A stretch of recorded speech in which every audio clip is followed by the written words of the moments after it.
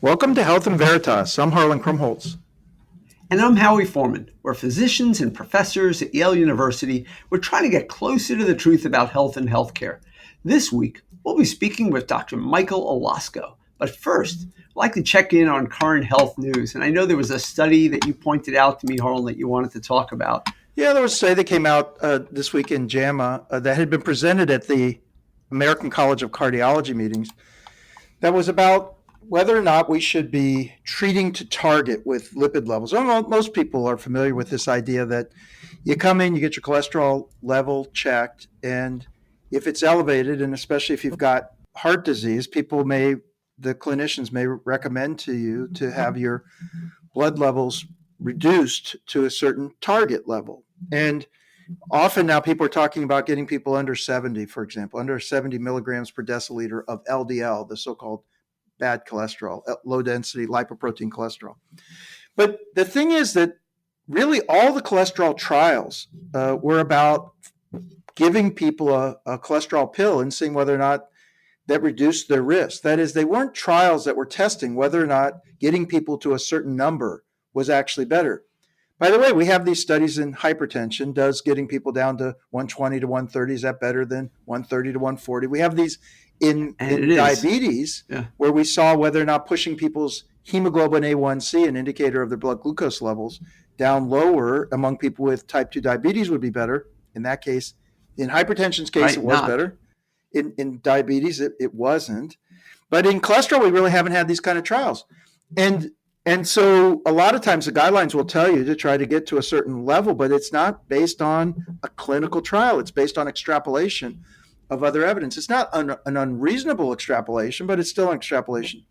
So investigators from Korea took it upon themselves to do a study in which they randomized people to either trying to get them to a target level between 50 and 70, or to just simply give them a high intensity statin. And that means, for example, atorvastatin, Lipitor, and giving it at higher dose, or rosuvastatin. These are sort of more potent statins, and especially at higher doses. And so they made this comparison. And this was in a bunch of people with coronary artery disease, so people who did have heart disease. And, I won't get into the mechanics of the trial, but basically they were trying to demonstrate whether these were not any significantly different from each other, rather than trying to show one is better than the other. The question was, were these going to be about the same? And so they looked at a 3-year outcome of all-cause death, heart attack, stroke, and having bypass surgery or PCI, having a stent placed. And what they saw was really there was no difference at all between the two groups. And so for all the commotion about we got to get you down to a certain level, honestly, just putting people on a high intensity statin produced about the same benefit. Now, interestingly, this group in their conclusion was sort of saying this is an endorsement of the target level because it's not inferior to just giving a high intensity statin. I actually took it the other way, which is just set it and forget it. It's like somebody comes in, I don't have to have them continue to come in repetitively to keep checking cholesterol levels, titrating them.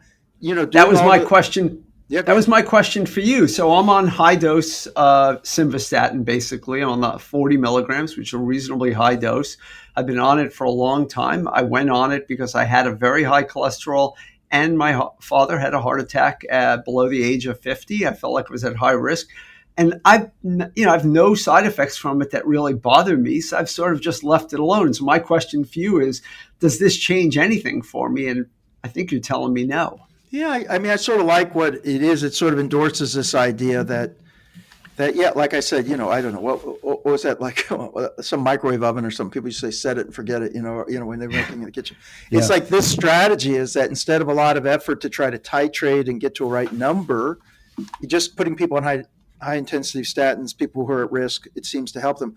I've often thought about these statin drugs, as you know, as risk reducing drugs rather than cholesterol drugs. Their mechanism is through the cholesterol, but mostly think about, you've got a high risk. Here's an opportunity for you to lower your risk. That's what these drugs I sure do. hope so. Yeah. I sure hope so. Well, I'm sure, Howie, you're doing the right thing. But anyway, I thought it was an interesting study for folks to hear about who may be seeing people who are chasing numbers, but actually this looks like just the drug itself was good enough.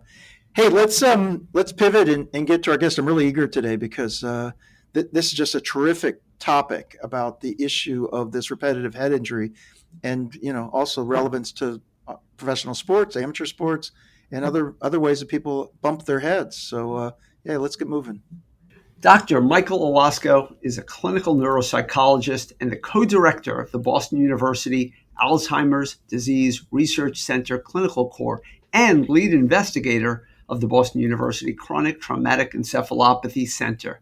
He's an associate professor of neurology at Boston University School of Medicine and the principal investigator of multiple NIH-funded grants. His research focuses on the relationship between repetitive head impacts and traumatic brain injury with later life cognitive decline and neurodegenerative diseases. He studies chronic traumatic encephalopathy, which we call CTE, and Alzheimer's disease, as well as Alzheimer's disease related dementias. He is the author of more than 150 peer-reviewed publications and is the co-editor of the Oxford Handbook of Adult Cognitive Disorders. He received his undergraduate degree at Providence College and his doctoral degree in clinical psychology from Kent State University. He completed a clinical internship in neuropsychology at VA Boston Healthcare System. So we've eagerly awaited you as a guest on the Health in Veritas podcast. So first, I just want to say welcome. You have been part of a community of scientists who have helped us understand the mechanisms and epidemiology of repetitive head impacts and long-term adverse cognitive and behavioral outcomes, primarily in American footballers. Can you just walk us through what the key findings of your own center's work are? Of course. First, thanks for having me. It's a real honor to be here and talk about this important topic. So, repetitive head impacts, first, what is it? It's just like it sounds, repeated hits to the head. It can be from any source. In American football, we're talking about those hits to the head that happen on every down, every game, every play. What we find in our studies is that it is these repeated head impacts that are the primary risk factor for the neurodegenerative disease chronic traumatic encephalopathy. And in particular, the more years of exposure to these head impacts, or the more years of American football play, is associated with an increased risk for this disease. There's a dose response relationship. It's so great to have you on, and let me just get to some basic things. So I think people have heard a lot about these extreme cases, both when horrific acts occur, perhaps someone like Junior Seau taking his life, or prominent football players, people we know, names we're familiar with, and some horrific thing happens that seems out of character, and then ultimately gets attributed to these repetitive head injuries as evidenced on the autopsy study. But do you have any sense of what percent of, for example, people who've played in the NFL actually have experienced some form of this? Because like I said, we hear about the extreme cases, but what about in the mainstream? I mean, what percent of people are actually suffering some of these effects? Maybe even, not quite at the far end of the spectrum. Yeah, I think that's a really good question. And to be completely honest, I don't think we know the answer. What we see in our center are people who come to us and are more likely to have symptoms, right? They're more likely to have problems. And so while we see it quite frequently, that number is not necessarily representative of what's out there in the general population. So are you seeing some people come to see you who don't have extreme symptoms, but then when they ultimately pass and you do autopsies, you're seeing evidence of it? So even people who may think that they aren't being affected actually have pathologic evidence of it? I mean, most of the people who come here have symptoms. I mean, there is a continuum, and we do see it in people who have mild symptoms. But I would say for the most part, people who are coming here have some level of concern. And you have an actual brain bank, right? You have a collection of pathological specimens, and you've documented that some footballers, some people who've even played for many years, don't at least have pathology associated with CT. Is that correct? Or could you tell us what that has shown? Right. So we have a brain bank at the BUCT Center where we essentially it's all people who are exposed to these repetitive head injuries. It's actually the largest in the world of its kind. We have over 1,300 brain donors. And yeah, so we do have people who've had years of exposure to these repetitive head injuries, but don't have CT at autopsy.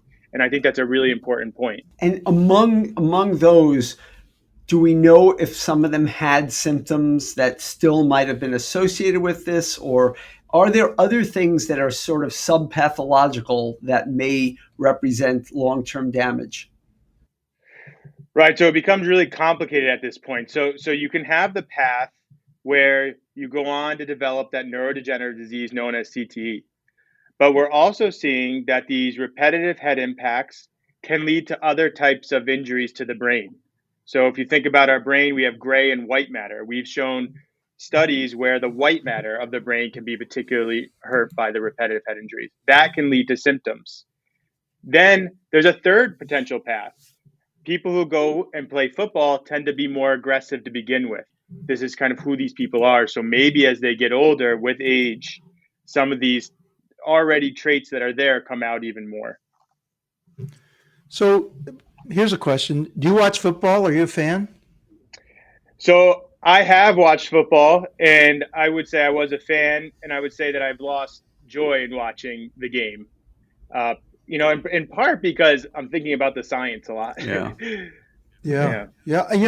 I remember when I was in high school, we had a drill on the football team, and something that was sort of celebrated, which was, people were identified to stand and hold the ball, and then people would run at them from like 60, 70 yards away and hit them as hard as they could. And the culture, by the way, with no guidance about how you would hit, by the way, let alone the neck vulnerability, but I mean, for the repetitive head injuries. And the culture was that you needed to learn to take a hit, and by the way, you needed to learn to give a hit. Right. And so, I think back to that, and I sort of shudder a little bit to think about like how we were training people to be. But when you have the experience of meeting these individuals and then being able to see ultimately the pathology in a lot of individuals who suffered as a result of being part of something like the NFL. I mean, do you have thoughts about what we should be doing as a society? I mean, is this like the gladiators where these people are in and some people are, they aren't losing their lives in the moment, but ultimately are putting themselves in a position where they're doing harm, and we're just sitting on the sidelines cheering and still ringing their bell. We talk about ringing the bell, as if that was a really good hit. And we celebrate that in slow motion. We watch it over and over again. What do you think we should be doing as a society as we think about this? Yeah, and there's nothing bigger than the NFL. This is big business, baby. This is the biggest sports enterprise in the world. I agree with everything you said. And, I think as a society, there's kind of two components, right? One is the players or the people who engage in the sport, right? And people are going to do risky behaviors, whether it's football, whether it's smoking cigarettes, whatever it is, people were going to do it. But it's kind of how do you mitigate that risk, right? And so that's what really kind of the advocacy efforts are focused on with CTE, delaying tackle football. Don't play in the youth level, but wait till your high school level. Wait until you as an individual can understand the risks that come along with it and make that informed choice, right? So that's one component. And then the other component you raised is us as fans cheering for these head impacts, or these these players. I think it's not going anywhere. And you'll have fans and I don't really know the answer to that. Me personally, as a scientist, someone who's involved in this, that's where I lose the joy, and I can't have those cheers. In some ways, the NFL is ahead of colleges in terms of paying attention to concussions. Individuals have agents who are hopefully looking out for them, and I believe that the NFL, more so than colleges, there are some leagues I think that do have this, have either banned or limited the amount of impact practices that they have. Are there other specific mitigating measures that can be taken that either the NFL or colleges, or even less than colleges, should be taking but aren't doing at the moment to reduce the harm that comes from this? So I will say there have been steps like you just described that the NFL has made, and we should applaud those steps.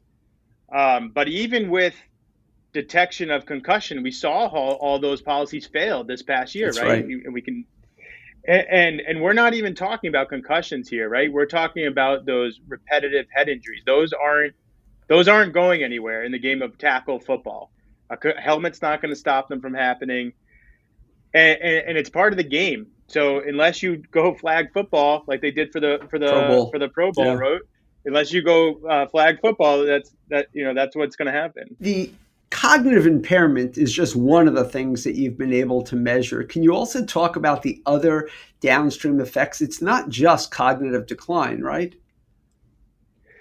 Right. So we're still learning the specific signs and symptoms of this neurodegenerative disease, right? We know what this disease looks like in the brain quite well. We don't really know the specific signs and symptoms, but we're getting closer. So cognitive impairment, particularly memory problems, problems with like multitasking, problem solving, we see those quite frequently, and those are quite frequently tied to what we see in the brain with CT. There's this other component that we refer to as, the technical term is neurobehavioral dysregulation. And you can think of that as being impulsive, trouble managing your emotions. We see this a lot, but we don't have a good understanding of what that exactly is tied to. Is that related to what we see in the brain or other factors? I wanted to just ask you quickly. You've correlated these injuries. Now I know we've talked a lot about the NFL, and I want to pivot off it in a second. But one final thing on it, you have related it to the number of years that you've been in the NFL. It does seem like different positions so put you at different risks. I didn't see in your articles your reference to whether or not there are some positions or some people who are at particularly greater risk based on the work they see. I know you've got a selected sample of people coming to you, but do you have any sense of that, whether or not there's a gradient of risk depending on whether you're on the offensive line or whether or not you're a receiver, running back? Yeah, at least through the generation of people we're studying. So remember, these tend to be older individuals, so they played a while ago. We don't see actually positional differences in our effects. Our strongest relationship so far has been with the number of years played. And you do capture that information. The position, we do capture That's position, awesome. yeah. And we've talked a lot here about the NFL, but it does seem to me like there's so many different activities that may put people in a position of risk. I mean, we teach people how to do headers in soccer, and that seems to me to be something that over a period of time can also cause trouble. Is there any evidence that soccer players are also experiencing this? Yeah, so I have 2 points there. So one, yes, we've seen it in soccer players, and we've seen kind of these large, kind of more epidemiological studies that also show soccer players are at higher risk for death from neurodegenerative disease. These mortality-based studies, right? So we have seen it in other sports besides football. The other comment I want to make too is that we talk about professional football as people who play in the NFL, but we see it at the amateur levels. And, there's only a very small portion of the population who goes on to these elite levels. Right. We really need to focus on college and high school, because that's what worries me the most. That's what worries me the most. And we have kids that are having multiple impacts for 3, 4, 5 years or longer. And we're not treating them the same way. They don't have agents. They don't have somebody pulling them out every time they have a concussion as much. And are you looking at I know you've done at least one large paper that's been extremely well cited, but what is the evidence that we have on sort of the high school and younger population right now? So I would say that the risk for CT, we so far, based on our data, seems to kind of really increase once you play 5 or more years. So people who are playing just high school or below, their risk is probably low. But that said, in that large study you're referring to, a high percentage of people who played at college level had evidence of this progressive brain disease, and millions play at the college level, so that's concerning. I have let me just finish up with my soccer thing. By the way, is there any movement to try to eliminate headers in soccer as a result of these concerns? I mean, because you could continue to play soccer, but just not, not penalize people who do headers. There's been a ban of age, right? There's a ban of when you can start heading. You can't head the ball. I'd have to double check, but I think 14 is below 14. You can't head the ball. I'm pretty sure. That I made that comment before at a conference. It was in Germany actually, and I said, you can. Not well received. Not well received. I said, I think my quote was, I think you can remove heading from soccer and not fundamentally change the game, and that did not. Oh my God! Yeah, Americans are not supposed to tell anybody anything about soccer. Yeah. Well, let me ask follow-up one question, Howie, because I'm curious what you say about this. So, how does this? So, this is repetitive head injury. Sometimes, by the way, it doesn't have to be severe; it can be minor. How does this relate to traumatic brain injury? So, for people who are listening, sometimes people can even get mild head trauma. That is, it doesn't knock them out. They don't necessarily perceive it as a concussion, but there can be long-term sequelae in that moment. So this isn't repetitive and then downstream, 20 years later manifesting as a problem, which is more what I perceive what's happening with the CTE. People have a period of time where they're getting live head injury and then later on it's manifesting. But this is a situation where even, sometimes it can be harsh trauma, but sometimes it can be light trauma. And then people have, cognitive dysfunction afterwards. Are these related in any way? Yeah, that is a great question. And kind of there's workshops kind of going on to tease apart what is repetitive head impacts, what is TBI, right? Traumatic brain injury.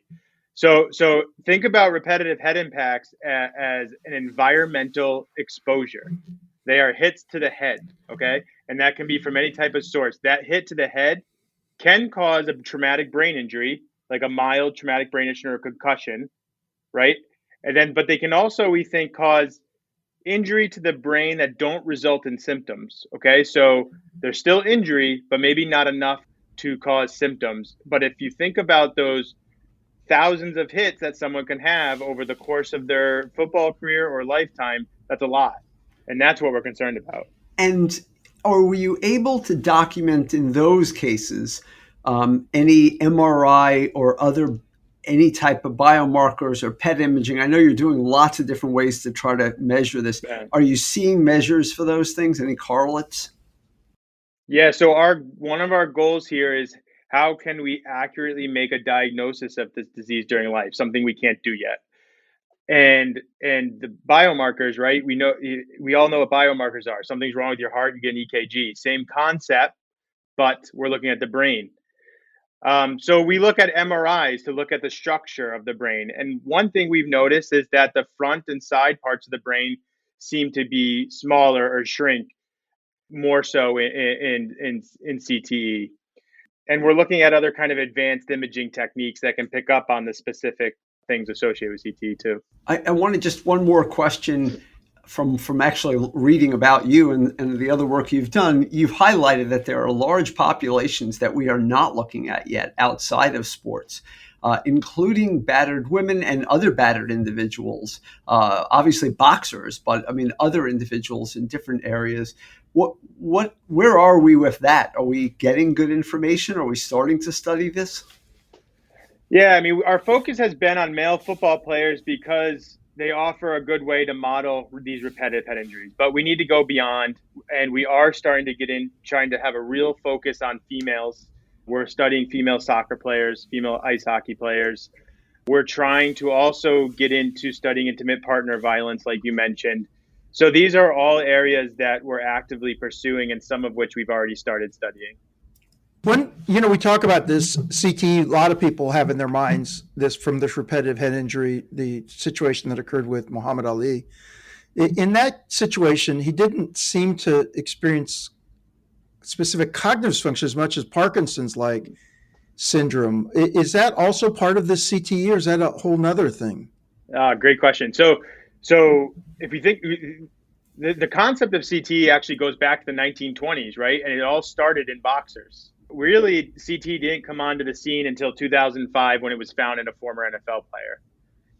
In boxers, we do tend to see more of a motor or movement presentation. And in football players, we see this, but it's not often the kind of initial symptom that we see. And we do think, and some of this is speculation, but we do think that maybe the differences in the head trauma or the mechanical forces across the sports has something to do with it. Maybe they're applying different types of injuries to different parts of the brain that are responsible for movement, for example, in boxing. I think, isn't that term even like punch drunk syndrome or something? I think, which referred to boxers. Right. I wanted, we have only a few minutes left, and I just wanted to first say it's the first time I think Harlan and I have like competed for questions because we've been so anxiously awaiting. We're so interested. No, we really are. Really it has come up obviously for the last 6 months, and we've been talking about it. And I think my biggest question is, what would you do for your own child, and what is the advice for other people? Because as you said, you can't stop people from participating in sports, but you can't stop your own child. And what advice would you give somebody about what types of sports you can or should not engage in? It's a really kind of personal decision. And I think, me, myself, of course, being in the field and being close to this, I would not allow my child to play American football or tackle football as a youth. I think it's really important that parents are educated and that they're aware of what's out there. They're aware of the risks. I don't think it's fair for parents to kind of, knowing these risks, to send children who can't understand or grasp these risks to play these types of sports, especially football. So I do really advocate for waiting until the individuals are older and before kind of engaging them in this types of sports. I was going to end up just asking one thing, which is, of all the people you've seen and the families you've talked to, who broke your heart the most? So I actually, it's not a specific story, but what breaks my heart, and we have a clinic here too at Boston Medical Center where we see a lot of these individuals. And what breaks my heart is the number of people come in whose lives are completely turned upside down by their symptoms, and how many people they've gone through where they've kind of don't take their symptoms seriously, say this isn't real, or critique the field of CTE, or kind of invalidate what they're actually experiencing. And these people are searching for help, and these people are don't have many people to turn to, and in part because there's not a lot of people with the expertise in the field, admittedly, but in part because not all people take this seriously as well. And that really breaks my heart. And when they come to us, we provide education. We tell them what we know, what we don't know. And just being there to listen to them and take them seriously has been a really powerful intervention that I think everyone could learn from. If somebody wants to contact your center, we'll put it in the notes for the podcast, but you want to just say, like, how someone would reach out to you? Sure. So we if you would like, just visit our BU CTE Center website, and there's contact information there for both research-wise as well as our clinic, our memory and aging clinic as well. Thanks so much, Michael. I mean, I'm not kidding. You're probably the most eagerly anticipated guest we've had all year, and we've had some amazing guests, and you did a great job. You just insulted all of our other I know guests. a little bit, but in fairness, I'm going to disagree with you. I anticipate everyone. I will tell you, for the honesty of our listeners, when this topic first came up, I had to hunt you down. Yeah, and you thanks taught so us much. A lot. Thank you. No, this was awesome. Thanks for having me. It's been a pleasure. Howie, that was a terrific interview. Really enjoyed having Mike here. It was so much fun. We could have gone on and on. But hey, let's get to your part of the podcast. What's on your mind this week? So this past week, a judge in the U.S. District Court in the Northern District of Texas, so put aside politics, but issued a final ruling. Is that a rural area, Howie, or does that also include Dallas? I mean, I was wondering I think it includes a lot of communities, but I think it is known to have a more conservative leaning justices. So there is a sort of political element to it. But let's put that aside. They issued a final ruling in a case known as Braidwood Management versus Becerra. And Becerra, for our listeners, is the secretary of our Department of Health and Human Services. And this ruling removes the requirement for full coverage of many preventive services, right? So the ACA, Obamacare, required that recommendations from our U.S. Preventive Services Task Force, which we abbreviate USPSTF, must be covered by insurance without copays or deductibles. We have a lot of evidence that shows that copays and deductibles reduce the use of services. So our logic is that if something is truly beneficial, if it's rated highly by this group, a group of scientists, that the population should have no cost sharing. So they are used more, not less. This new ruling, removes that requirement that insurance companies do not charge for these specified services. And more specifically, any recommendation made by that group after the ACA was signed, and this is a critical point, March 23rd, 2010, would lose this protection. Some of the services that may no longer have this coverage requirement are lung cancer screening, a certain drug use like tamoxifen for breast cancer prevention in certain high-risk individuals, and what we just talked about, statins for the use for prevention of heart disease, and pre-exposure prophylaxis for HIV, which we call PrEP.